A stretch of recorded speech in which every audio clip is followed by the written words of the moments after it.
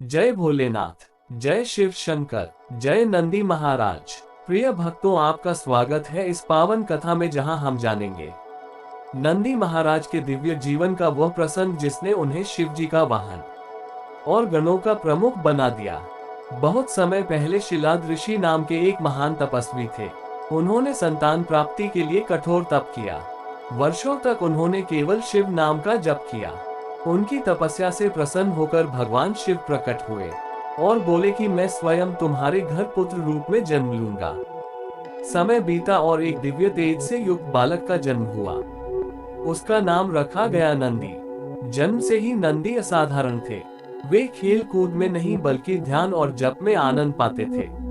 उनके मुख से सदा शिव शिव की ध्वनि निकलती रहती थी।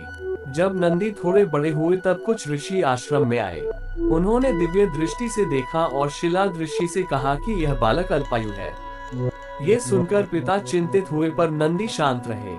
उन्होंने कहा कि यदि जीवन शिव को समर्पित है तो मृत्यु का भय कैसा।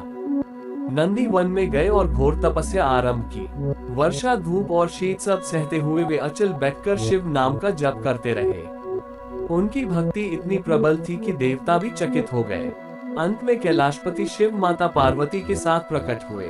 शिवजी ने प्रेम से नंदी को उठाया और कहा कि तुम्हारी भक्ति से मैं अत्यंत प्रसन्न हूँ। आज से तुम अमर हो। तुम मेरे गणों के अधिपति होगे और सदैव मेरे साथ रहोगे। तुम ही मेरे वाहन बनोगे और मेरे द्वार के रक्षक भी। उस क्षण नंदी का रूप दिव्य वृषभ के समान हो गया। उनमें अद्भुत शक्ति और तेज प्रकट हुआ। तभी से हर शिव मंदिर में नंदी महाराज शिवलिंग के सामने विराजमान रहते हैं। मान्यता है कि जो भक्त सच्चे मन से नंदी के कान में अपनी मनोकामना करता है वह सीधे शिव जी तक पहुंचती है।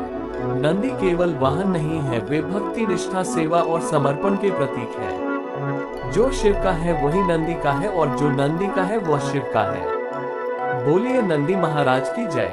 हर हर महादेव।